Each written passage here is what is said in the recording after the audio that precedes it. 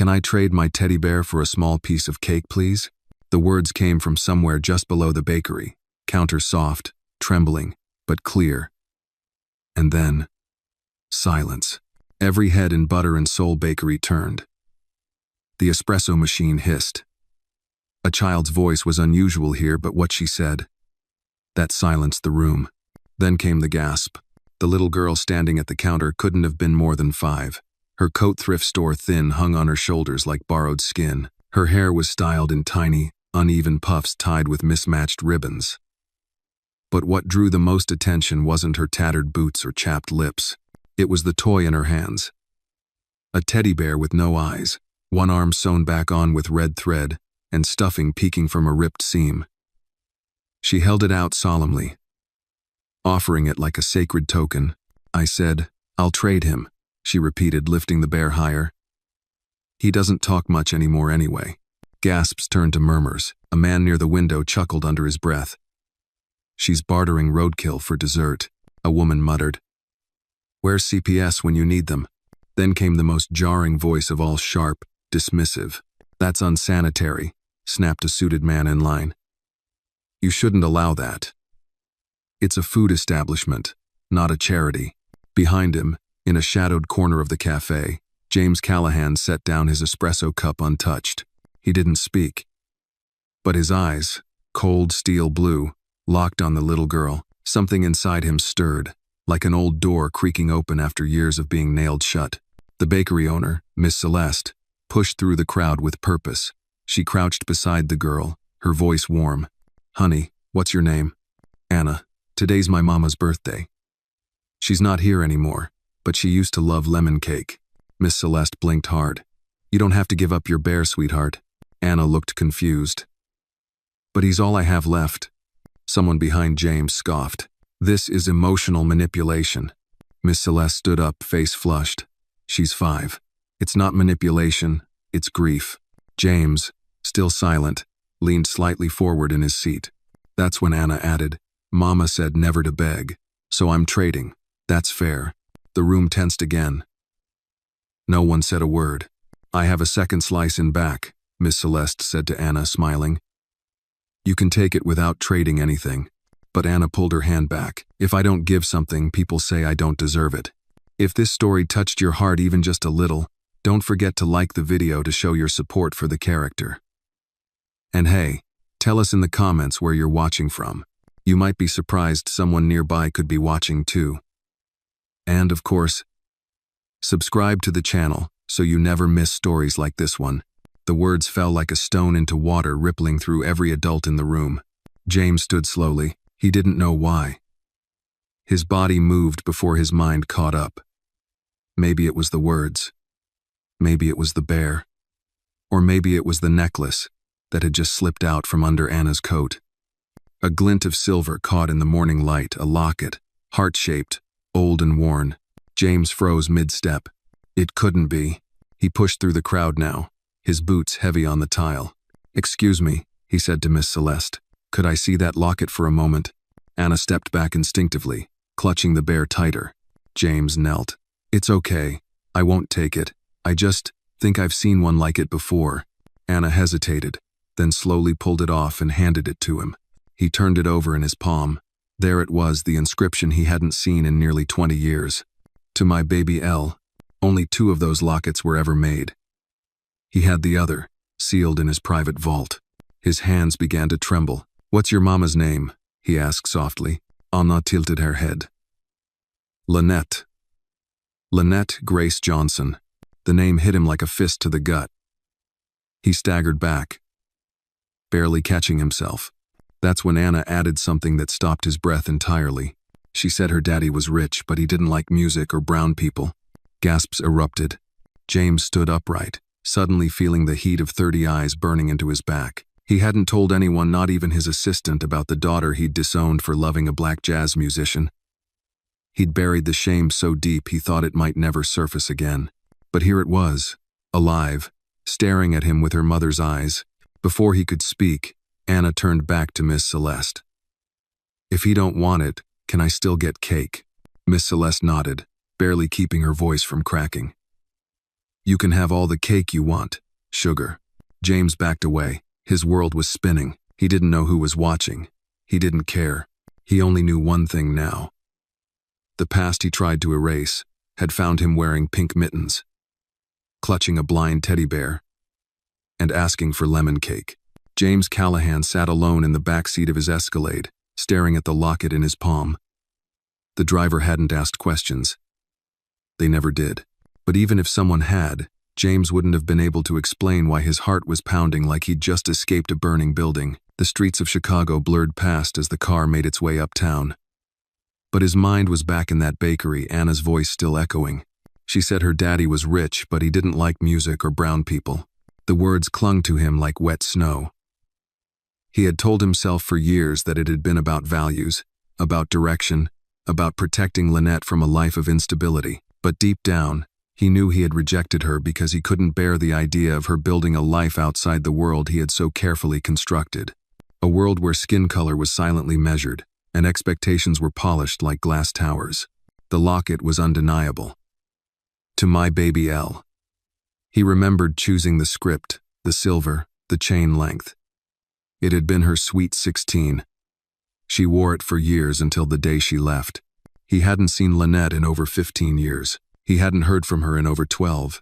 Turn on 14th and Halsted, he told the driver. James didn't call ahead. He needed to see where Anna came from, needed to feel the truth with his own eyes. 15 minutes later, the Escalade pulled to the curb in front of a crumbling brick building. Rust climbed up fire escapes. Laundry flapped from windows. A shopping cart full of old soda cans sat near the entrance, the kind of place he used to drive past without noticing. James stepped out, the cold biting through his coat.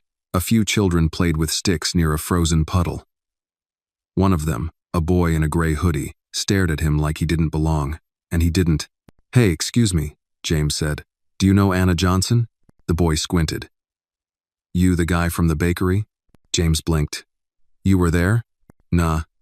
Word travels." James nodded slowly. "I'm her grandfather." "Yeah?" The boy tilted his head. "Then you better talk to Granny Ruby. Top floor, last door on the left."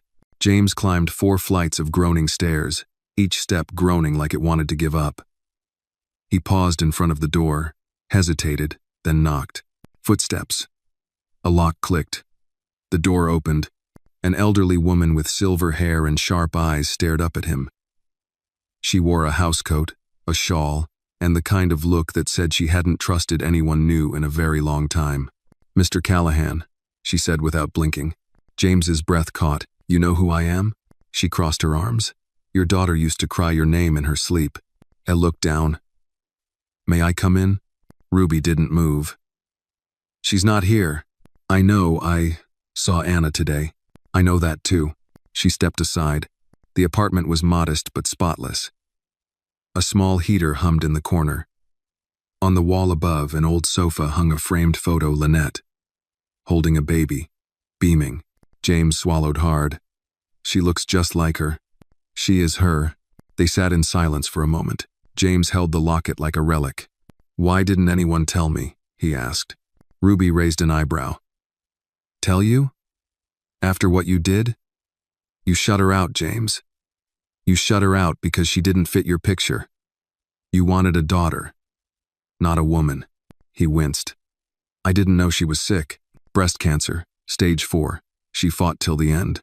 He looked away. "And Anna? She was 3 when Lynette passed. Since then, it's just been me and her. I clean offices downtown, part-time. We get by." James blinked. "You're raising her alone?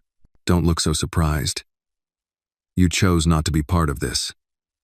We didn't ask for anything." James nodded slowly, his voice low. "I want to make it right."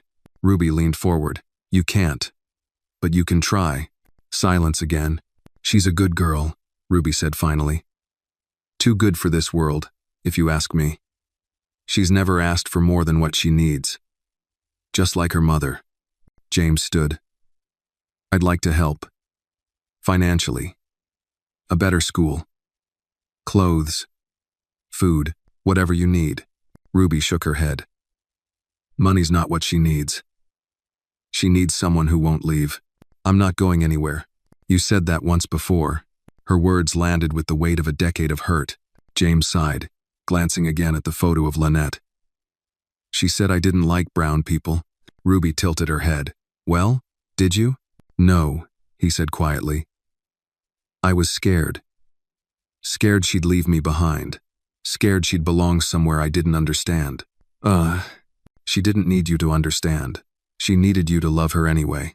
James looked at the locket one last time, then placed it on the table. She gave it to Anna. I think it should stay with her. Ruby didn't reply. Her face softened just a little. I'd like to see her again, James said. Come by Saturday. She likes to draw on the porch. He nodded, walked to the door, and paused. Ruby? Yeah? Thank you for keeping her safe.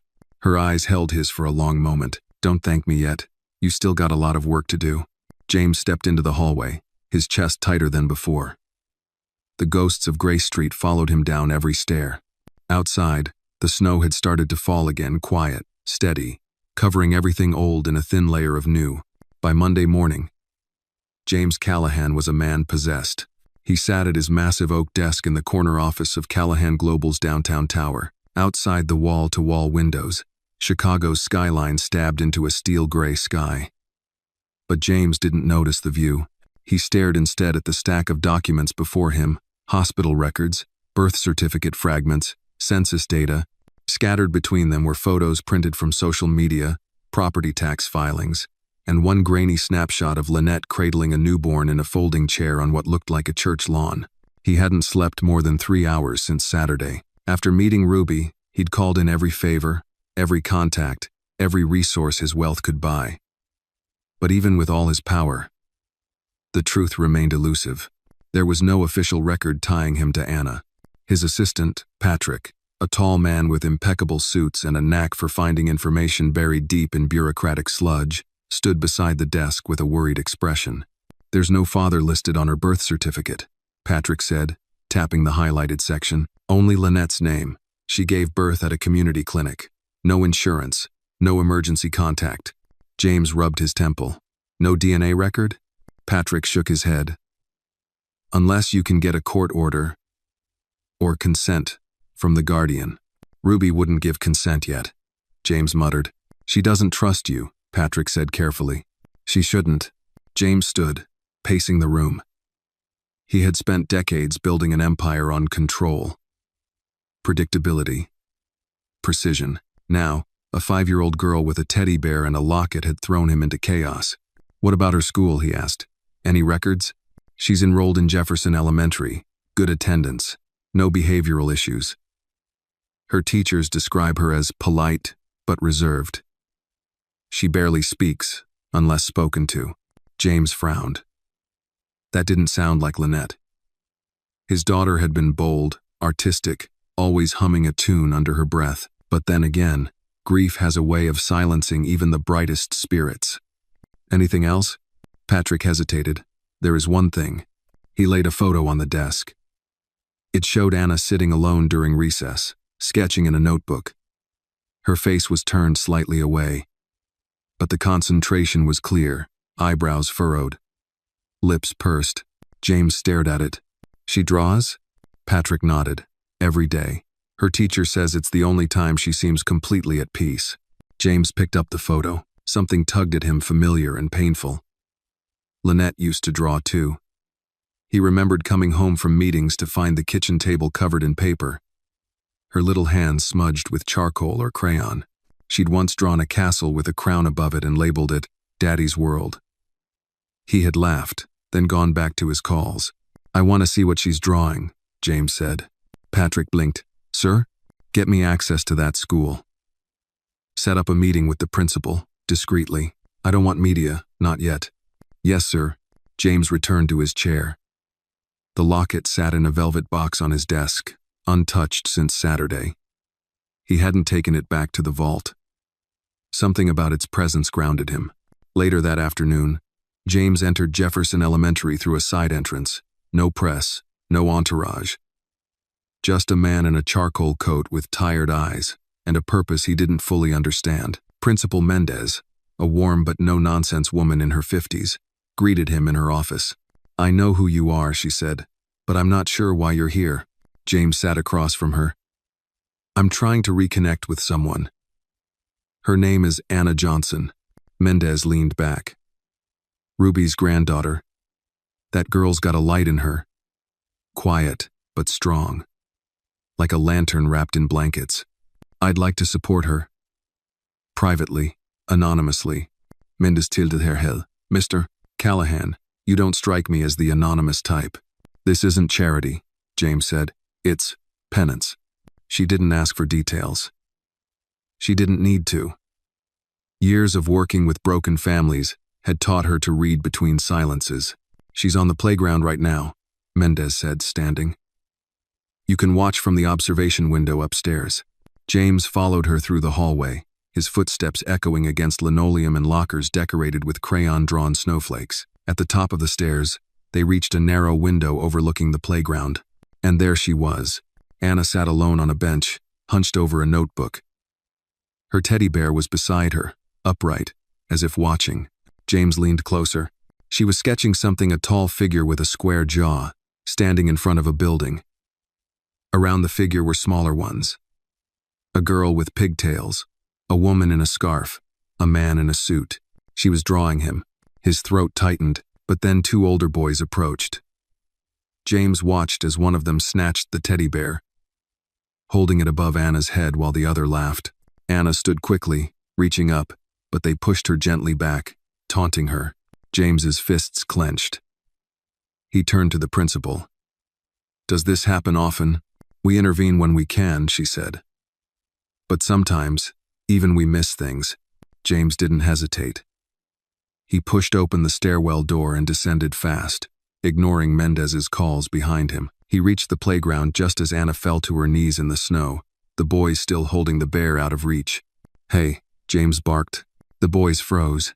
He marched toward them, his voice sharp. "Give it back, now." The taller one hesitated, then shoved the bear into Anna's arms and ran. The other followed. James crouched beside Anna, who looked up with wide, untrusting eyes. "It's okay," he said softly. "You didn't do anything wrong." She hugged the bear tightly, her lip trembling. "I'm sorry," she whispered. "For what?" "I'm always causing trouble." James's heart fractured. "No," he said. "You're the reason I'm here, and I'm not going anywhere." Anna stared at him for a long time, then turned and ran back inside, holding the bear close. James remained on the playground, staring after her. The snow had started to fall again. Soft and slow, and somewhere deep in his chest, the music of a ghost note began to play. James Callahan sat in the back row of the church that Saturday, his coat still dusted with snow. He wasn't a religious man, hadn't been since he was a boy, but something about the old wooden pews and the scent of incense grounded him. He arrived 20 minutes early, just as Ruby had told him. Anna would be drawing on the porch after Sunday school, she had said. She didn't say he was welcome, only that he could come. And that alone was more grace than he thought he deserved. He rubbed his hands together, more from nerves than cold. The silence in the chapel was thick, broken only by the occasional cough or the creak of the pulpit. The stained glass windows painted fractured rainbows across the floor. They reminded him of Lynette's old art, the way she used to color outside the lines. Insisting beauty had no border. He closed his eyes. That memory burned. She used to play piano here. That old upright near the altar, he recognized it instantly. He remembered standing in the back of the church once, watching her fingers glide across the keys, the congregation humming softly behind her. That was before the fight, before he raised his voice and lost his daughter in a single breath. The service ended. People began to trickle out. James didn't move. He waited until most had gone, then slipped out through the side door and circled to the back porch. There she was. Anna sat cross-legged on a wooden bench, sketchpad on her knees. The teddy bear was beside her again, missing eye stitched neatly since last time. She wore a green scarf too big for her, its ends dragging like vines. She didn't look up. James took a step closer. The porch creaked. "I came to see your drawings," he said gently. Anna glanced up, wary. "I didn't know you went to church." "I don't," he admitted. But I knew someone who used to play piano here. She meant everything to me. One. Anna's eyes flicked toward the old piano inside, visible through the stained glass. My mama used to play. James nodded, swallowing the lump in his throat. I know. She turned a page in her sketchpad. Do you want to sit? He did. Carefully, like approaching a wild animal that might bolt. For a long moment, neither of them spoke. What are you drawing today? He finally asked. She tilted the page toward him. It showed a tall man standing beside a little girl holding a sword made of light. Behind them was a dragon, huge, shadowy, with smoke billowing from its mouth. The man's face looked familiar, strong jaw, sad eyes. Hers was smaller, but smiling. That's you, she said simply. And me. James blinked. Are we fighting the dragon? No, you already did. He exhaled, stunned. What is the dragon? She looked away. The stuff that scares me. Like what? Being alone. Kids laughing at me. Mama being gone forever. James reached into his coat pocket. He pulled out a folded piece of paper and handed it to her. This is for you. Anna opened it, her brow furrowed. A drawing? He nodded. My first attempt in over 30 years. It was crude. A stick figure version of her with giant puffs for hair, standing next to a bear the size of a building. But something about it, its awkwardness, its sincerity made Anna giggle. For the first time, she giggled. James smiled. You think it's bad? I think it's brave, she said. You drew anyway. The silence that followed wasn't heavy. It was soft, settling over them like a blanket. Then Anna asked the question he had feared the most. Why didn't you help Mama? James inhaled deeply. He didn't want to lie. Not to her. I was angry. I thought she betrayed me, but I was wrong. Did you love her? With everything I had. I just didn't show it the right way. Anna studied him. Did you love me too? James choked. I didn't know about you, Anna. If I had, I would have looked. I would have come sooner. She stared at him for a long time, then nodded once. Okay, just that. No accusations, no questions, just a child's word of acceptance. He didn't deserve it. From behind them, Ruby's voice broke the moment. She don't hand out second chances easy. But if she's giving you one, you best not waste it. James turned. Ruby stood at the door, arms crossed, but her eyes were softer now. Anna stood and walked to her grandmother, slipping her hand into Ruby's. Can I show him my room? She asked. Ruby arched a brow. That depends. Mr. Callahan, you still planning to keep your hands clean and let someone else fix your mistakes? Or are you here to stay? James rose slowly. I'm here to stay. Whatever it takes. Ruby opened the door. Then come on in. It's time you saw the rest of what you've been missing. Inside, the walls were lined with Anna's art dragons, castles, stars. But in the center, taped above her small bed, was a photo. It was faded, but unmistakable. Lynette, holding a baby, smiling at someone behind the camera. James stepped closer. His hand trembled. I took that, Ruby said. She'd just finished her last chemo round. She was tired, but she still smiled like she had the world in her hands. James reached out, his fingertips barely grazing the frame. I'm going to protect that world now, he whispered. And he meant it. Every word. James Callahan hadn't stepped foot in his downtown boardroom in almost a week. For a man whose life once ran on back-to-back meetings, quarterly reports, and seven-figure decisions, the absence hadn't gone unnoticed. When he walked in that Monday morning without a tie, coat draped over one arm, and shadows under his eyes, the silence in the room was palpable. Half a dozen board members, his general counsel, and 2 vice presidents were already seated. They stood instinctively, some surprised, others wary. Sit, James said, his voice quieter than usual, but firm. We're not here for posturing today. Patrick, already at the far end of the table, raised an eyebrow but said nothing.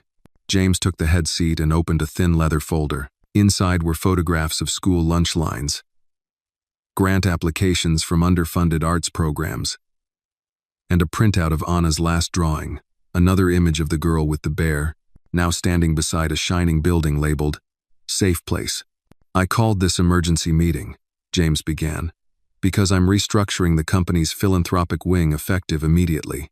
A murmur moved around the room. Richard Sloan, CFO, leaned forward. "James, with all due respect, the Callahan Foundation already donates over—" "Not enough," James cut in. "Not where it counts." He turned toward the screen behind him. A projector flicked on. Images filled the screen: public school classrooms with broken chairs, clinics with hours-long lines, and housing projects just blocks away from Callahan Global's luxury high-rises. "These are our neighbors," James continued, "and they're being ignored by us. While we fund galas and sponsor golf tournaments, a 5-year-old girl had to trade her teddy bear for a piece of cake." No one spoke. Patrick looked up, stunned. "She's my granddaughter," James added, calm but clear. "Her name is Anna Johnson. Her mother was Lynette Callahan. And I failed them both." Gasps filled the room. James let the silence stretch, then continued. "This isn't about guilt. It's about responsibility. Effective today, we're shifting focus. Education, health access, and housing stability in our underserved communities, especially on the south and west sides." Sloan cleared his throat, clearly uncomfortable. "James, these aren't just donations. This would change our tax structure, our public image. Investors might see this as a political statement." "Let them," James said. Another executive added cautiously, "There's bound to be backlash. People don't like it when billionaires start picking sides." James stood slowly. "I'm not picking sides. I'm correcting a legacy." He pointed to the photo of Anna on the screen. "This child bears my name, whether it's written on her birth certificate or not. I will not allow another day to pass where I pretend she doesn't exist, or that the world she lives in isn't broken." For a beat, no one knew what to say. Then Patrick cleared his throat. "We'll start reviewing partners this week. I know a few grassroots orgs that have been waiting for someone with your kind of reach." James nodded once, grateful. But Sloan wasn't finished. "And what happens when your past catches up with you, James? When someone digs into the story of how you disowned your daughter, how will that play in the press?" James looked directly at him. "Then let it play. Let them see the truth. Maybe it'll reach some other man before he makes the same mistake." The room fell quiet again, this time with a different weight. After the meeting adjourned, Patrick caught up with him in the hallway. "You sure about this?" he asked. "No," James replied, "but that doesn't matter anymore." They stepped into the elevator together. "I scheduled your visit to Anna's school this Thursday," Patrick added. "They're doing an art showcase. Her teacher said she'll have 2 drawings on display." James smiled. "I'll be there." "Oh." As the doors opened into the lobby, James paused. "Oh, and Patrick." "Yes?" "Find out how much it costs to rebuild the music room at Jefferson Elementary. Fully. Instruments, staff, maintenance, the works." Patrick's eyes widened. "All of it?" "Yes. I want those kids to hear what a second chance sounds like." That Thursday, James stood quietly in the corner of Jefferson Elementary's gymnasium, dressed in dark slacks and a blazer, blending in as best he could among the folding chairs and colored streamers. The room smelled of glue, popcorn, and possibility. Anna stood at the front, holding her drawing a portrait of her mother at a piano, surrounded by music notes that curled like smoke into the sky. Beside it was another sketch, the same tall man, holding a toolbox instead of a sword, helping the girl rebuild a crumbling house labeled home. When it was her turn to speak, Anna stepped up to the microphone. "This is my mom," she said softly. "She played piano like it was breathing, and this is me. I'm learning to build things now. Not just with paper." James's chest tightened. "She used to say, if you don't like the world you live in, build a new one. So, that's what I'm gonna do." She looked out over the crowd. Her eyes found James's, and I think I finally found someone to help me. The applause was thunderous. James didn't move. He couldn't. His heart was full. And for once, there was no silence inside him, only music. Later that evening, after the art showcase, James found himself seated on Ruby's living room couch, a mug of chamomile tea steaming between his hands. The smell of cinnamon and old books hung in the air. Anna sat cross-legged on the floor, carefully cutting shapes out of colored construction paper. A paper crown rested crookedly on her head, and bits of glitter clung to her sweater like accidental stardust. "I'm making you a crown," she announced without looking up. James chuckled, sipping his tea. "I don't think I've ever worn one before." Anna glanced up with mock seriousness. "Then how did people know you were the boss?" James smiled. "They just knew, or maybe they were too afraid to ask." Ruby sat nearby in her armchair, knitting in the glow of a dim lamp. "Fear ain't the same as respect," she said. "One disappears the second you leave the room. The other sticks around long after you're gone." James nodded slowly, taking in her words. He looked down at Anna's focused hands. "What made you decide to make crowns?" She shrugged. "Mama used to say every girl is born with a crown, even if the world can't see it, but some people gotta build theirs from scratch." James swallowed the lump rising in his throat. That sounded like something Lynette would say. Anna held up the second crown, this one larger, clumsier, with uneven spikes and 3 glittery stars. "It's not perfect," she said. "It's the most perfect thing I've ever seen," James replied. He leaned down as she gently placed it on his head. Ruby chuckled. "You look like the king of crayons," she said. "I'll take it," James said. They laughed, and for a moment, the world felt small and safe. But the warmth was cut short by a knock at the door. Ruby stiffened. Anna looked up. "I wasn't expecting anyone," Ruby said. James stood. "I'll get it." He opened the door to find a man in a tailored coat, eyes cold and calculating. 2 others flanked him in the shadows. "Mr. Callahan," the man said smoothly. "We've been trying to reach you." James narrowed his eyes. "And who exactly are we?" "I represent several members of the board investors concerned about the recent, ideological shift in your leadership." "Ah, the legacy guardians," James muttered. "We'd like to remind you," the man continued, "that as founder and CEO, you still answer to shareholders. There are bylaws, expectations, and very little patience for sudden acts of redemption." James stepped out onto the stoop, closing the door behind him. "You're on my daughter's porch," he said evenly. "Tread carefully." The man smiled thinly. "Be that as it may. Your recent pivot redirecting company funds toward inner-city reform, initiating public school grants, revealing personal family ties has investors nervous. Some are already pulling out. Let them. Don't be naive, James. You built Callahan Global to be untouchable. Don't destroy it now to soothe your guilt." James leaned closer. "You think this is about guilt? This is about truth, about fixing what I broke. You can't fix the past." "Maybe not," James said, "but I can build something better going forward. If that threatens you, then maybe it should." The man's mask slipped, just for a moment. "There are ways to remove a founder. Quietly. Legally." James straightened his shoulders. "Let them try, but tell them this: if they come after what I'm building with Anna, I will burn every last bridge in that tower and walk through the ashes smiling." The man's face went hard. "So be it." He turned, motioned to his men, and disappeared into the dark. James waited a beat, then returned inside. Ruby raised an eyebrow. "Everything all right?" "Boardroom vultures," James said simply. "Circling." Anna looked up. "Were they scary?" James looked at her for a long moment. "Not as scary as missing your chance to make things right." She smiled, satisfied with the answer, then returned to her paper. Ruby watched him carefully.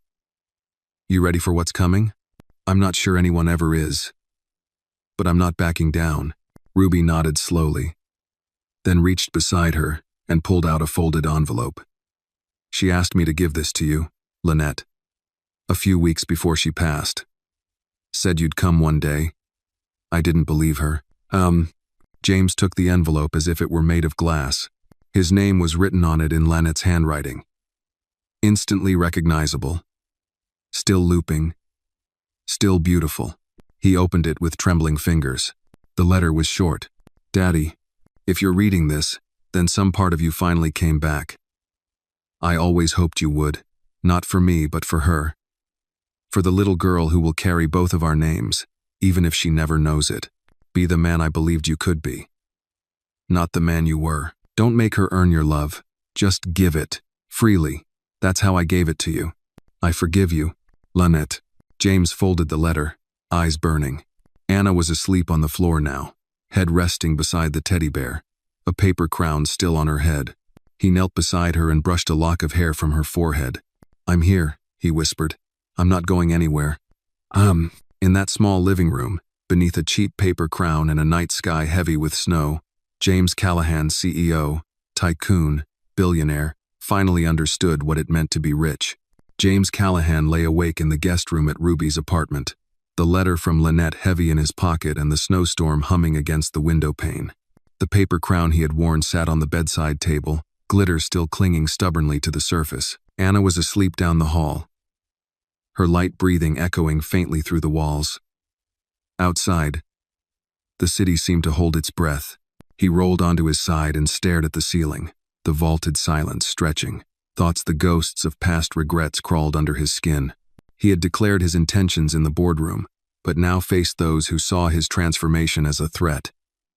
Yet he'd promised to stay, to earn that fragile crown of belonging, to build anew. But what if the foundation crumbled before he could raise brick one? Morning light came in muted shades as he eased downstairs. Ruby sat at the small kitchen table, stirring coffee, while Anna sat at the counter, tracing lines in the frost that patterned the window. Morning, Ruby said quietly, without looking up. Morning, James replied, wrapping his hands around a mug of herbal tea she offered. Cinnamon and clove warmed his palms. He cleared his throat. I didn't sleep much. Ruby sighed. Your heart's heavier than that crown, James. You think too much. But that ain't always truth-talking. Anna poked her head in, yawning. Good morning, Mr. James. He smiled. Morning, Princess. She settled at the table and offered him a piece of toast, smeared with strawberry jam. Grandma says you made a speech or something at your work. James interrupted the swirl of thoughts. Yeah. Something like that. Anna beamed. That's cool. He grinned, but the air shifted. Ruby's gaze sharpened. Your board vultures are circling, she said. You ready for their claws? James pinched the bridge of his nose. I have to be. I said I'd stay. That means facing what comes. Reuben nodded soberly. Words don't mean shit if you can't live 'em out. James swallowed. He thought of Anna's drawing him raising a home, protecting her from dragons. That vision steeled him. He stood, clearing his throat. I need to go back to work. The foundation plans, talks with nonprofits, the rebuilding projects, it's time. Ruby's lips curled just enough to show approval. Good. But don't lose sight of why you're doing it. Later that day, James walked into his office, the locket warm inside his coat pocket.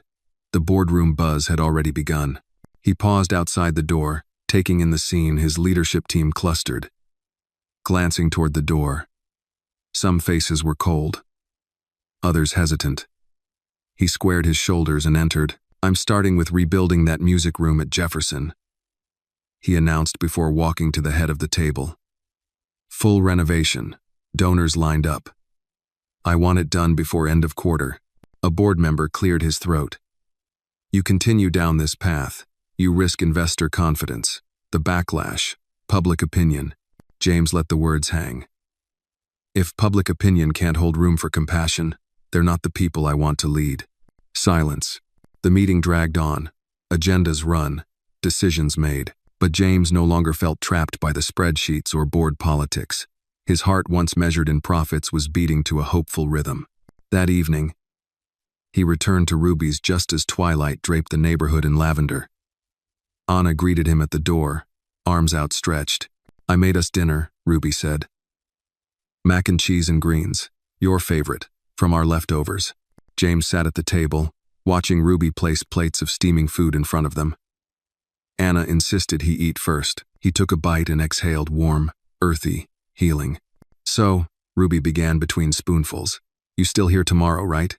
James looked at Anna's sleepy face, her hair damp from splash play in the storm outside. He swallowed. I couldn't leave now. Anna grinned. Good. Ruby nodded. Then let's talk. She reached across the table and placed a hand over his. "We'll figure out the next steps. But remember, it's not just building walls and giving money. It's building trust, piece by piece." James stared at the table, cracked, Formica surfacing like lines on his face he'd long ignored. Everything he'd done, everything he intended to do, hinged on that fragile trust. He lifted his gaze to Anna and Ruby, the two pillars of his newfound world. The snow continued to fall outside, blanketing hard edges in softness. And he finally felt he was exactly where he belonged, in the quiet of a humble kitchen, with a paper crown perched atop his heart.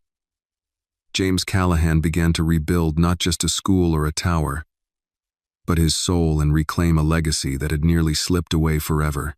The week began with a quiet calm, too quiet. James knew that kind of silence. It was the same kind that fell before a boardroom coup, before a hostile takeover.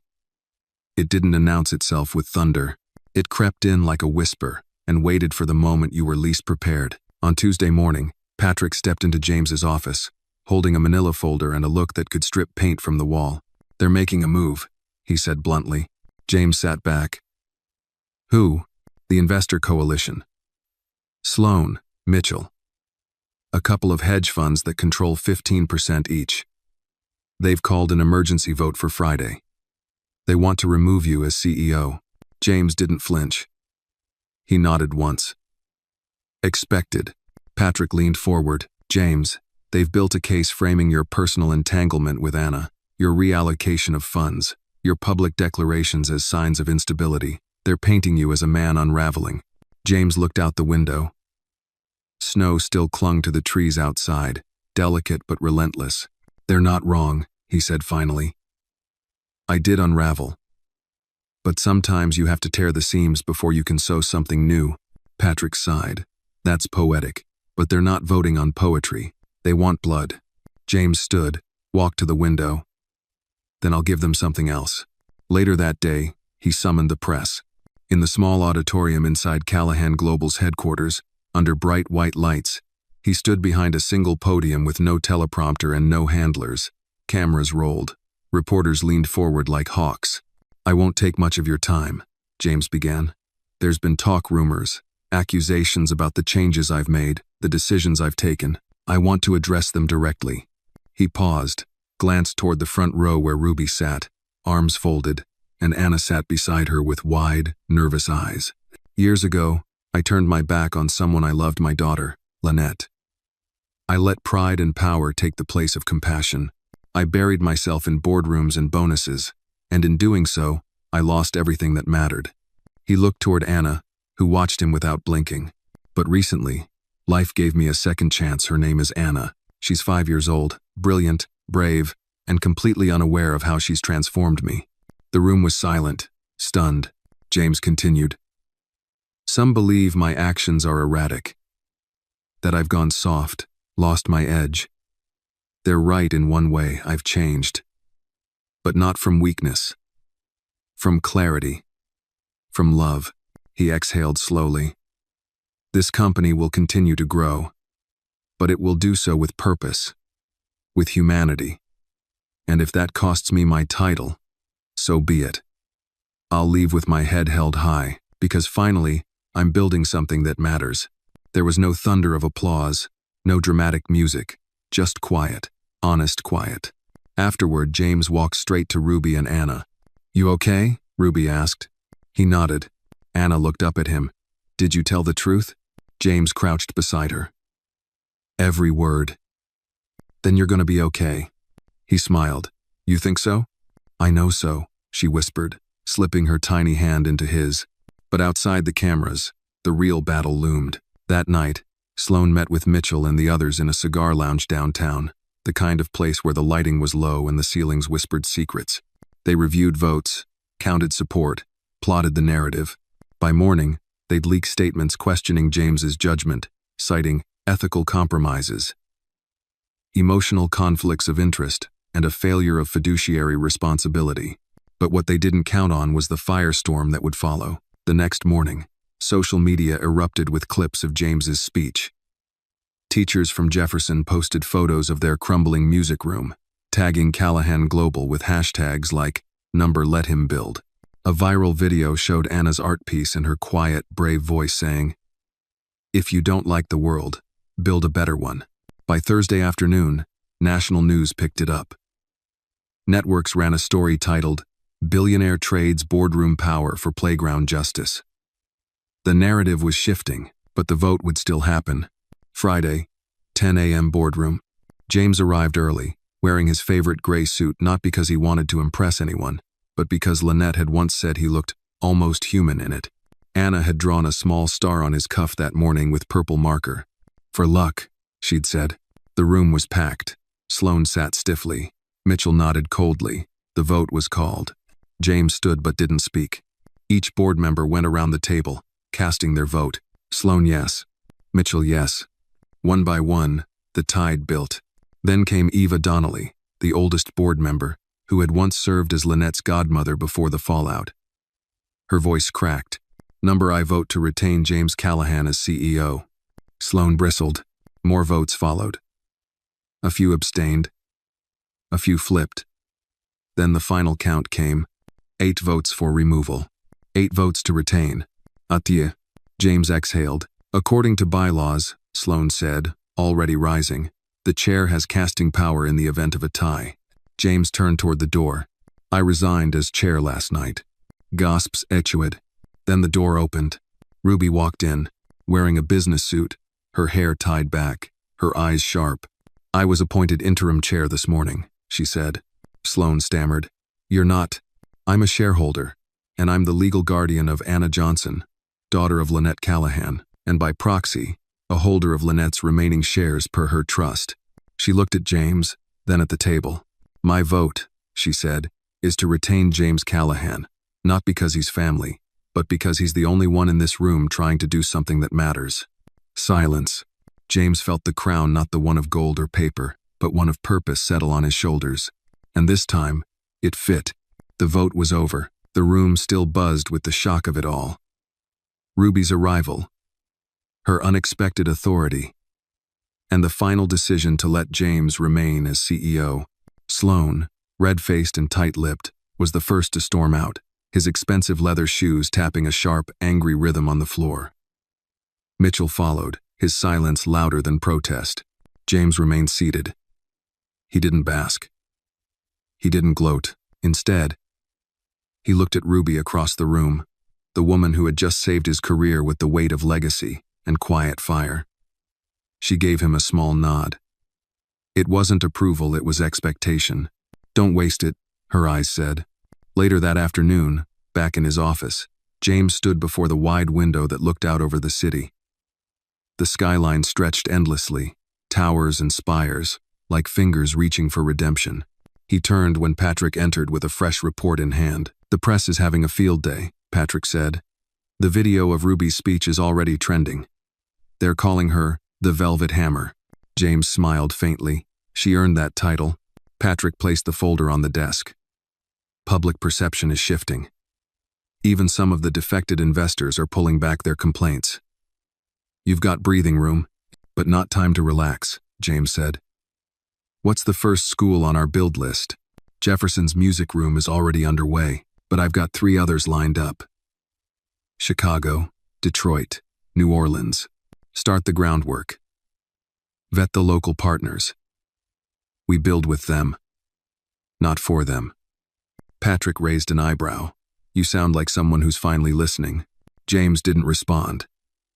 He simply picked up his coat. "I'm going home." At Ruby's place, the atmosphere was oddly festive. Anna had decorated the living room with construction paper chains, all in gold and purple. A hand-drawn sign hung from the archway. "Congratulations, Daddy James." He stopped in the doorway, heart catching in his throat. He hadn't heard her call him that before. Anna ran up and wrapped her arms around his waist. "Grandma said you won. That means the people listened to the truth, right?" James knelt down, brushing a curl from her cheek. "That's right, sweetheart. They listened. And now we get to keep building what matters." Ruby appeared from the kitchen holding a tray of brownies. "We figured it was time for a little celebration." He took one with a grateful smile. You always did know when to bring the sweetness. She smirked. That's because you always brought the bitter. The three of them sat on the couch, the late sun pouring through the curtains. Anna placed her paper crown still slightly bent on James's head again. You wore this when you told the truth, she said. Now it's your thinking hat. Duh, James chuckled. Then I better think big. They laughed, but soon, the tone shifted. Ruby leaned forward, hands clasped. There's something else we need to talk about. James nodded, his brow furrowed. Go on. She took a breath. Anna's going to need stability. More than visits and sleepovers. If you're serious about being part of her life, truly part, you need to start thinking about what that looks like, permanently. James's heart thumped. I mean guardianship, Ruby said. Shared, maybe. But legal. Binding. So there's no question about who shows up at school events, who signs papers, who protects her if something happens to me. Anna was quiet. Her small hand found James's. Do you want that? He asked her, voice soft. She nodded. I want to stay with Grandma. But I want you too. I want both my homes. James looked at Ruby. You trust me with that? I didn't at first, she said, but I've seen more change in you in the last month than I saw in 20 years. And Lynette. She believed you would come around. I'm choosing to believe her. He exhaled. Then let's start the process. I'll talk to my legal team. We'll do it right. Ruby nodded, her expression unreadable. Good. Then we better start packing. He blinked. Packing? We're moving in with you. James froze. What? Anna giggled. It's okay. Grandma says your apartment is huge and boring and needs a family. Ruby leaned back. We'll keep our place here too, for roots. But if Anna's going to see you every day, if we're going to co-parent, we do it under one roof. At least for now. James blinked, overwhelmed, but then he smiled, deeply. Then it's a good thing I've got room. That weekend, James returned to the tower he once ruled alone. But now, it looked different. Anna's drawings were taped to the walls.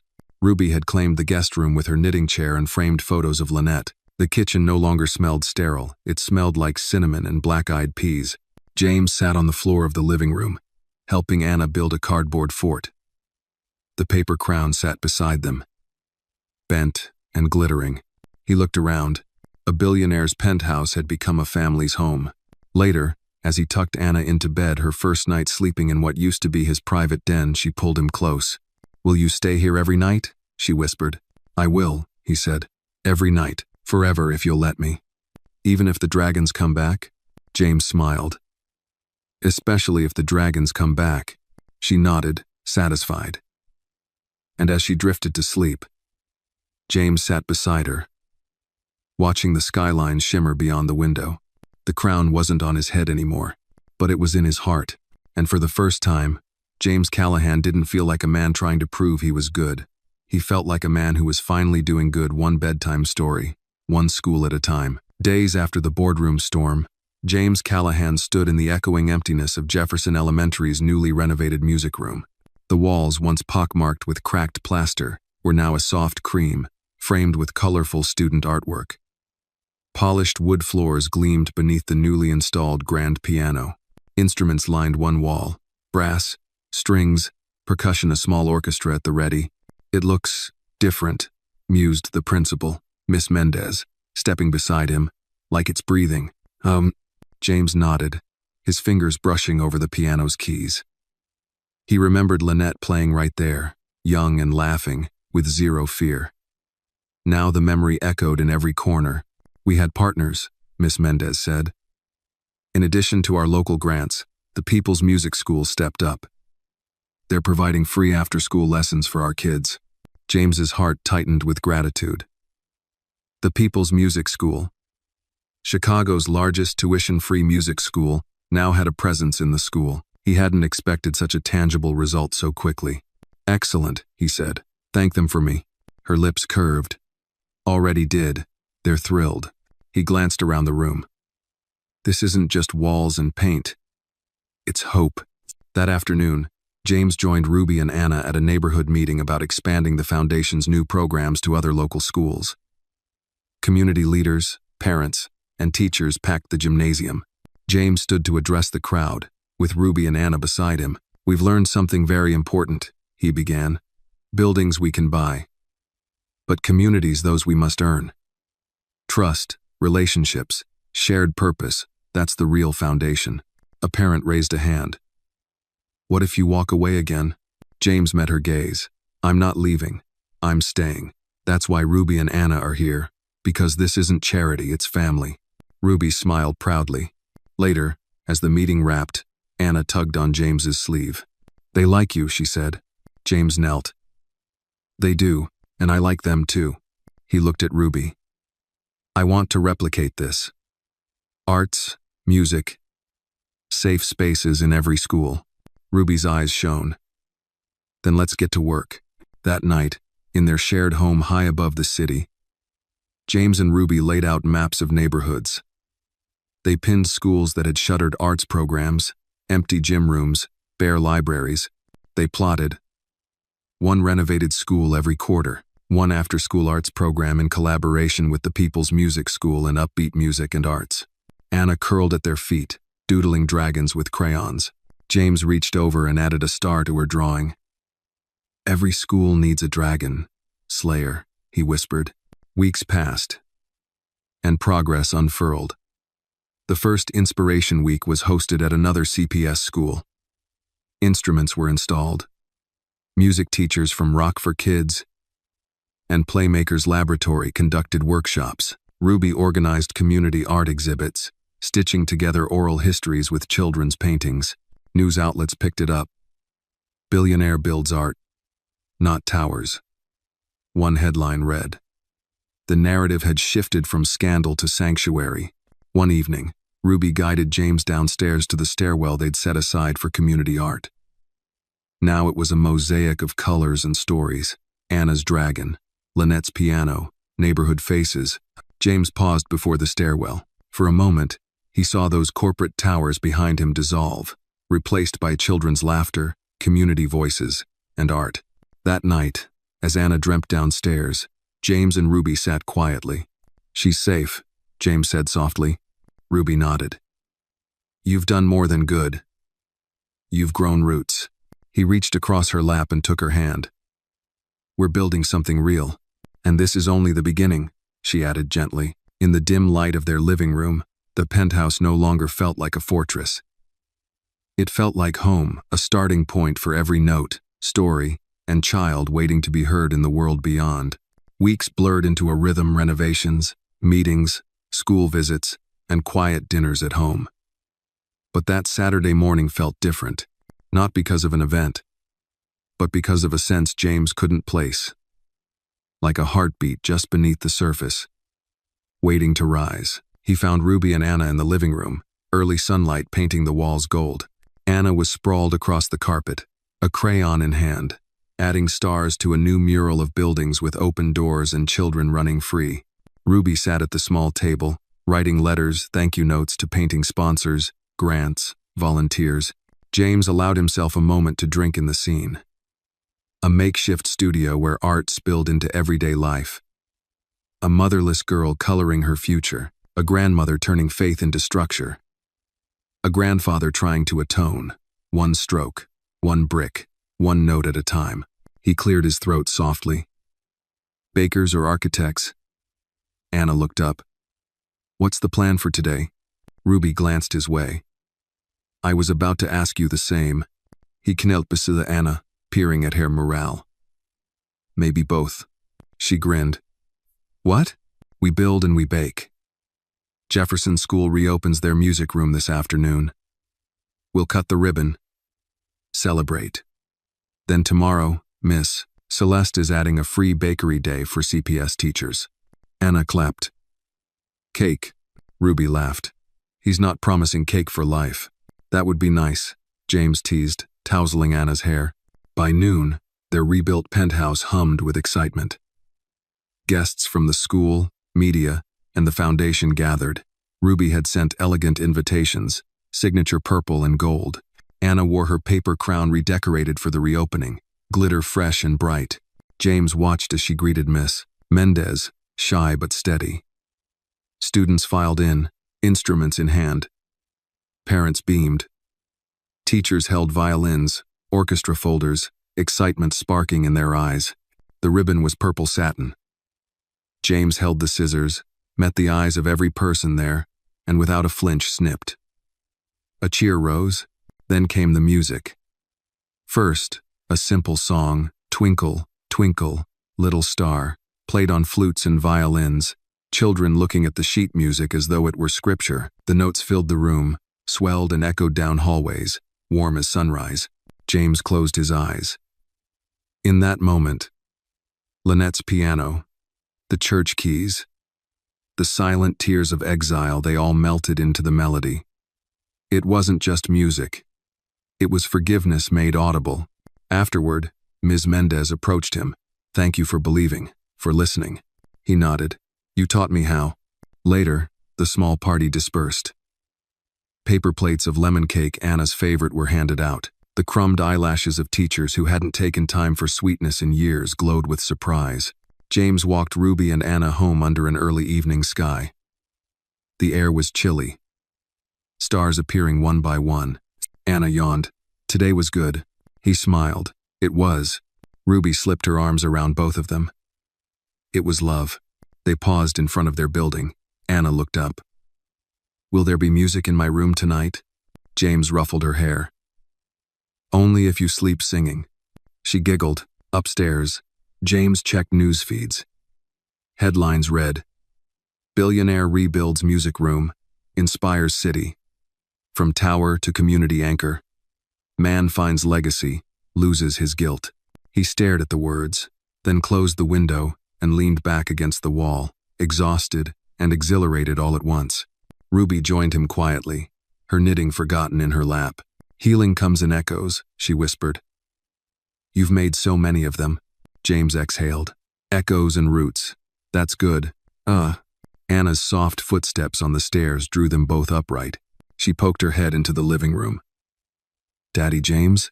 "For you, always." She slipped inside, climbed into the couch between them. He wrapped an arm around her. Ruby settled beside. They sat in silence. Not empty silence, it was full, rich, humming gently like the notes in the music room. Outside, the city lights blinked on, homes and schools, towers and rooftops, but tonight, the real light was here, in a penthouse turned hearth. And as Anna drifted to sleep under the watching eyes of community art and conjured dragons, James held on to a promise. That echoes can heal, and roots can rise, even in the hardest ground. Winter wrapped Chicago in a quiet hush. Snow blanketed the streets in soft white, muffling traffic and footsteps alike. Inside the Callahan residence, the winter hush didn't feel hollow, it felt alive, a gentle reminder that cold can nurture as much as freeze. That morning, Anna bounded into the living room, dressed in mismatched mittens, pink scarf, and that paper crown, now dusted with fresh snowfall. She carried a small wooden box she'd found under the tree, a lunchbox painted with stars and swirls. "Daddy James, Grandma, look," she announced breathlessly. "I found something. From Mama." Ruby and James exchanged a look. Anna opened the box gently. Inside lay a faded photograph of Lynette. Her smile bright, curls bouncing, holding a child no more than 2 years old, dark curls and wide eyes that looked back with recognition. Tears pricked James's eyes. "Where did you find this, Anna?" "In the snow behind the school," she whispered. "I thought the snow made things hide." Ruby's voice caught as she knelt beside them. That was Lynette's favorite spot after school, under the big oak. James held the photo as snowflakes pressed to the panes, drifting down like whispering memories. "We'll preserve it," he said, "and honor it." That afternoon, James took the photo to Jefferson Elementary. The music room had become more than instruments. It was a hub where community met promise. He asked Miss Mendez if a small memorial display could be created. Legacy of Love. A corner dedicated to Lynette's memory. She nodded, tears in her eyes, grateful for the tribute. The following weekend, community members gathered in the courtyard beneath the old oak. Parents, teachers, and neighbors came with photographs, handwritten notes, even small mementos. They built a memory wall, a tapestry of stories. Lynette loved to draw in crayon. Her laugh lit up that tree. She played piano here once in the snow. James and Ruby stood side by side as people placed their offerings. A teacher brought sheet music. Children pinned stars. Parents added words of forgiveness, survival, and hope. At the center hung Anna's photo with her mother. Anna placed a single paper crown above it. The wall shimmered with love, grief, and belonging. That night, the radio news blasted through the penthouse, reporting on the community memorial. Billionaire bridges brokenness in snow, the announcer said. The story wasn't just about money but healing. Families listened, inspired by the power of remembrance. James sat in silence, the radio hum blending with snow falling outside. Ruby reached for his hand. She built this bridge, he said quietly, pointing to the wall. Through tears, through snow, through memory. Ruby squeezed his hand. And you came. A soft giggle echoed down the hall. Anna padded in, clutching her teddy bear. She crawled onto James's lap. "Daddy James," she whispered, "do you think Mama's seeing us?" He held her close. "I know she is." She looked up. "Even when it's snowing? Especially when it's snowing." He kissed her forehead. "Because it's quiet. And that makes room for her." Ruby leaned against him. "We carry them in silence, so we can make space for love to sound." James nodded, the warmth spreading from his chest out to snowed rooftops. Outside, the city lay still, bridges gleaming under street lamps, every home lit by memory and dreams. Inside, a family fractured, mended, renewed found that healing doesn't happen in grand speeches or boardroom votes. It grows in tender places, in crowns made of paper, photos left in the snow, and the bravery of a 5-year-old girl who asked for cake and found connection instead. Tonight, that connection filled every room, every heartbeat, every flake of falling white. Spring arrived slowly in Chicago, as if hesitant to disturb the fragile melodies forming in James's life. But when it came, it did so with determination, soft buds pushing through melting snow, sunlight growing bolder each day, and the faint scent of hyacinths drifting through open windows. It was a Saturday morning when James woke to the sound of activity. From his room, he heard laughter. Anna calling for her grandma. When he wandered into the living room, Anna sat perched on the windowsill, watering small flower pots, daffodils, tulips, and a rogue sprout she believed was a sunflower. "Daddy James, come look," she insisted. James leaned in, watching her carefully pour water on green shoots that trembled in the light. "They look ready to grow," he said quietly. She beamed. "Just like us." Ruby joined them, carrying fresh muffins. She smiled at the scene, a girl, a grandfather, and little plants reaching for something new. Later that morning, they walked Anna to school. The streets glowed puddles reflecting open sky. Bare branches lined with fresh buds. Anna held Ruby's hand, skipping beside James.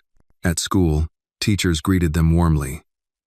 The hallway buzzed with energy art supplies, classroom displays of blooming flowers drawn by students, and posters celebrating upcoming spring recitals. It felt alive. Mr. Douglas, the music teacher, approached with a flute tucked under his arm. "The students are practicing Morning Has Broken for the recital next week," he said. "Anna's excited to play too." James nodded, pride squeezing his chest. "She can't wait."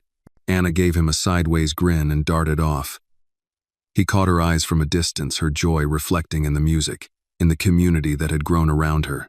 As he returned home later, he found Ruby in the stairwell gallery, placing a new piece of art, a painting of a family under a tree, snow melting into bright green grass. Beside it, a handwritten quote, "Love always grows, even through the coldest winter." He touched her arm. "You're good with words." "Nah." She shrugged gently. "Your granddaughter taught me the strongest ones weren't in speeches. They were in silent gardens like this." Cut to that afternoon. They hosted a small spring gathering in their joint home. Community members, teachers, neighbors, all invited to celebrate the coming recital and spring's return. Tables were set with muffins, fruit, and lemonade in jars with paper crowns stuck inside. Anna performed with classmates in the living room, transformed into a performance space. She stood at the flute, cheeks dimpled, crown perched at a jaunty angle. She played first a clear, gentle rendition of "Morning Has Broken," each note pure. When she finished, silence held like a breath. Then applause broke out warm, respectful, deep. James felt tears sting his eyes. Ruby had a hand pressed to her heart. Anna, pink-cheeked, bowed. Guests mingled, sharing stories. A neighbor recalled Lynette teaching preschool, humming lullabies. A teacher spoke of the difference music had made for shy kids. Someone else praised community rebuilding over charity. The undercurrent was clear. Respect had blossomed from small acts of kindness. As dusk arrived, snowdrops bloomed at the doorstep. James watched the petals glisten in lamplight, thinking of roots and resilience. He turned to Ruby, breath heavy with gratitude. "You know," he said softly, "I thought my legacy was buildings. Maybe it's people." Ruby smiled. "Some of us take longer to learn, but when we do, it's evergreen." Anna tugged James's hand. "Come see the new garden beds Mr. Douglas made out back. It's where flowers and music live together." James followed her outside. Teachers had tilled soil and planted seeds, flowers, yes, but also wind chimes and stepping stones with children's handprints. They stood in that shared garden, music drifting from the window, soil rich beneath their boots, life unfolding all around them. James wrapped an arm around Ruby's shoulders. "We did this together." She leaned into him. "We did." And as night softly settled over Chicago, with stars just beginning to rise, James realized something vital. Spring wasn't just a season. It was an invitation, and he, at last, was growing into what the world needed most, someone who loved and stayed, a legacy not forged in towers and brief applause, but in quiet gardens, blooming slowly strong enough to carry hope through every winter to come. Sunlight filtered through the curtains of the penthouse bedroom, a gentle promise of a new day. James Callahan lay awake, listening to the city begin.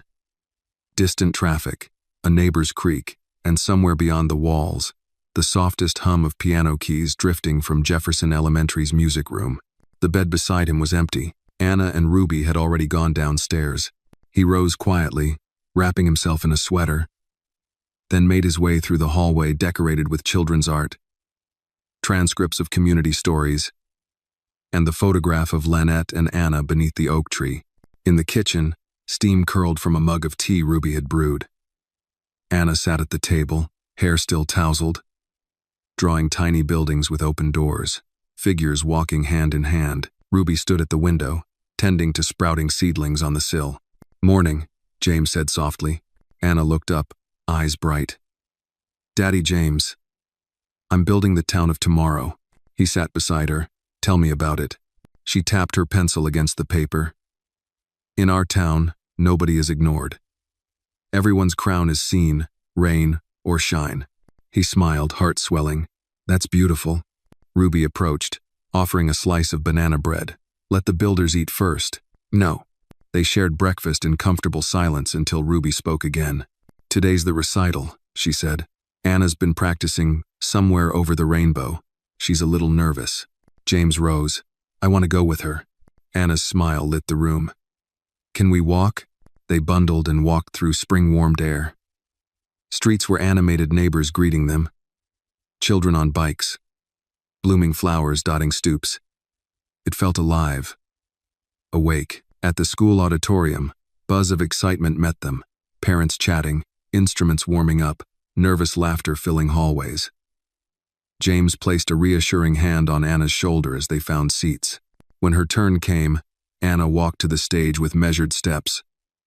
The paper crown perched confidently. The lights dimmed. She raised her flute, inhaled, and began. The notes rose, soft as dawn, steady as heartbeat. James watched, mesmerized by the way she leaned into the melody, letting the music carry her. When she ended, the auditorium held still. Then applause broke, filling the space like light. Tears stung James's eyes as she bowed, radiant. At intermission, teachers approached James and Ruby. "She's an inspiration," one said. Another added, Thank you for rebuilding more than just the music room. James nodded. I'm just doing what she deserves.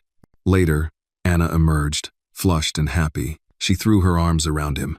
I did it, Daddy James. You did. I'm so proud.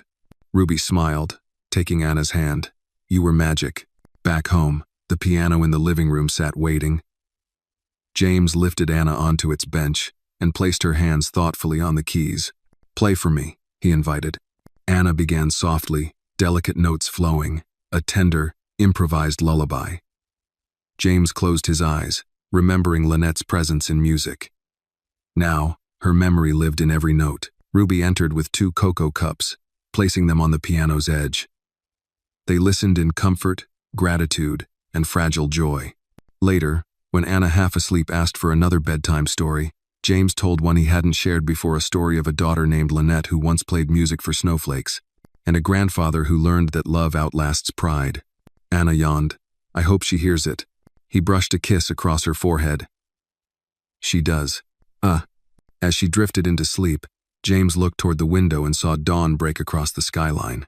It was the same city he built towers in. But now, in every note, every seed, every life he touched, it held something new, fresh hope rising like sun on snow-covered streets. He sat beside his sleeping daughter, listening to echoes of tomorrow stirring in the quiet. The city was waking as James Callahan descended the stairs into the living room. Morning sunlight streamed through the tall windows, illuminating treasures that had replaced sterile perfection. Student artwork, stories pinned to the walls, and a piano that bore the dusty warmth of everyday use. Anna sat cross-legged on the rug, headphones on, swaying gently to music. Ruby stirred tea on the kitchen counter, humming softly as she worked. The sound filled the space, real, alive, healing. James cleared his throat. What are you listening to, Princess? Anna removed her headphones with a shy grin. A song I found. It's called Morning Has Broken. But first, I heard some drum beats. He knelt beside her, curious. Drum beats? She nodded. I'm thinking of starting a band. He raised an eyebrow. A band? Yeah, I want to play with other kids, maybe guitar or drums. She hopped up. Will you help me make it happen? James looked at Ruby. She smiled knowingly. I think that can happen. Later that afternoon, James connected with Upbeat Music and Arts, a nonprofit in Chicago, offering group lessons and scholarships for children to learn piano, guitar, voice, and more. They arranged for Anna to attend a Saturday session with other children her age. Ruby sat in the back of the makeshift class, watching Anna's eyes widen as she held a small guitar. The instructor patiently helped her strum a simple chord. The brief melody felt like redemption beneath ceiling lights. Look at her, Ruby whispered to James afterward. She's alive in that chord. James nodded. This is what community sounds like. Weeks later, James took steps to connect the foundation with the People's Music School, Chicago's largest tuition-free music school, delivering intensive instruction in theory, performance, and ensembles to underserved children. Lacan. He arranged partnerships for additional after-school programs, free lessons, and volunteer support from his company's staff. At a board meeting with TPMS, James stood before their staff and students. Music changed my life. It connects us, he said. I want every child, no matter their background, to feel that. Later, he and Ruby took Anna to a collaborative event hosted by TPMS and Upbeat. Children clustered around stations. One for keyboard, one for guitar, one for drums. Older students from TPMS led ensembles, their faces lit with passion. Anna sat behind a small drum set, hands tapping shyly. A student whispered, "Just feel the beat. And give it your heart." She did. The sticks hit the drum with growing confidence. The rhythmic heartbeat of belonging pulsed through her. Through the room, James and Ruby watched, quiet tears brimming in their eyes. That evening, back home, James held Anna on his lap as she dozed by the piano. Her small hands traced the keys gently. He looked around at the walls, curved in stories and art. The penthouse had transformed from fortress to forge. Ruby stirred tea and joined him. You did this, she said softly. But it's not about fixing things. It's about letting things grow. James nodded. Outside, the city lights shone against a clear night. Inside, a family wove music, memory, and possibility together. Songs would rise, seeds would root, generations would bloom, and James Callahan, no longer a man fighting for redemption, was now a guardian of connection. A builder of harmony. In city and soul alike, the skyline outside the penthouse windows had softened by evening, lights shimmering like distant stars in a city still pulsing with life. Inside, it felt even more alive. Music wove through the rooms, faint piano chords drifting from the hallway, Anna practicing softly before bedtime. James leaned against the wall in the living room, watching her. Ruby sat beside him on the couch, knitting, her eyes warm. The home was no longer just a place, it was a living mosaic of healing and community. Anna finished her piece and came bounding over. "Daddy James, can I perform in a real concert?" He smiled, heart buoyed. "Absolutely. Who are you thinking of playing with?" She launched into excited plans, a small ensemble with kids from school, perhaps at the community center. "Like an orchestra," she exclaimed, eyes shining. James exchanged a look with Ruby.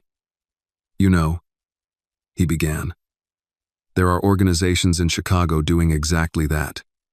TPMS, Rock for Kids, Upbeat." Ruby nodded. "We've already partnered with some. Why not make it official?"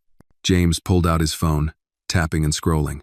Within minutes, he found information on the People's Music School. Chicago's largest entirely tuition-free music school, offering intensive instruction in music theory, group lessons, and performance ensembles. He also located Upbeat Music and Arts, a nonprofit providing after-school music lessons including group bands and camps, and Rock for Kids, which delivers music, education, instruments, and curriculum to underserved Chicago children. He looked up at Ruby. "Let's bring Anna and maybe others into a joint recital with all three programs." Ruby's smile widened. "Now that's building bridges through music." Over the following week, James reached out. He met with directors of TPMS and Upbeat, forging a collaboration, a youth recital blending all ages, instruments, and stories. Instruments would come from Rock for Kids, teachers and rehearsal space from TPMS, performance support and logistics from Upbeat. When the announcement went out, a City Sounds concert, it flooded local school boards, parent groups, and community centers with enthusiasm. On the concert day, the grand hall at Jefferson Elementary was transformed. Rows of chairs filled with families, teachers, and neighbors. A riser held the youngest performers, flutes, guitars, ukuleles, and even a drum set. The stage backdrop was a hand-painted skyline celebrating every zip code across the city. Anna stepped onto the stage with Tiny Hands Ensemble, a TPMS beginner group. She held a small violin, now her first. The performance began with a beginner band playing a simple melody. It was charming, unpolished, earnest. When Anna's group played their part, her notes weren't perfect, but they held heart. The crowd leaned in, everyone feeling the hopeful tremor in her confidence. Upbeat students joined in next, a rock-infused number with guitars and rhythm. The contrast was electric.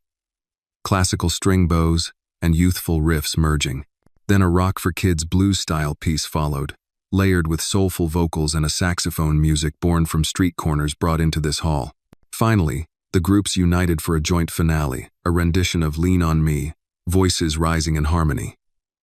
Anna's violin wove through the chorus, a bright thread in a tapestry of sound. When the last note faded, the auditorium burst with applause, tears, cheers, and smiles.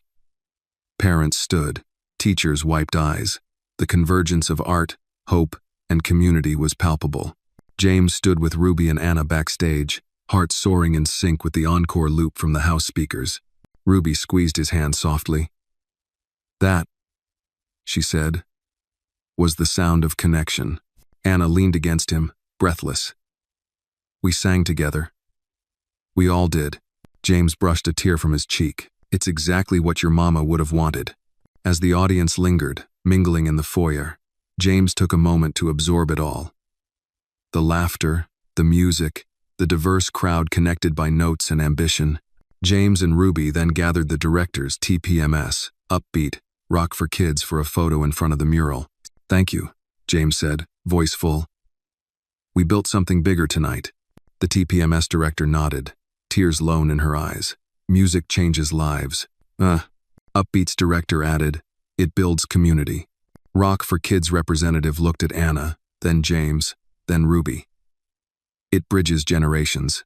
They stood together, nonprofits, a family, and a city bound by purpose and song. Back home that night, Anna fell asleep clutching her violin. James and Ruby sat by the window. "She's becoming something," he whispered into the night. "She is," Ruby agreed. "So are you." Outside, the city lights winked in quiet approval. In a home once shaped by loss, now shaped by music. Roots had grown deep, and the melody of redemption was just beginning its refrain. The warm glow of sunset filtered through the living room windows, casting golden halos on every drawing and family photo that adorned the walls. Inside, the penthouse hummed with quiet energy.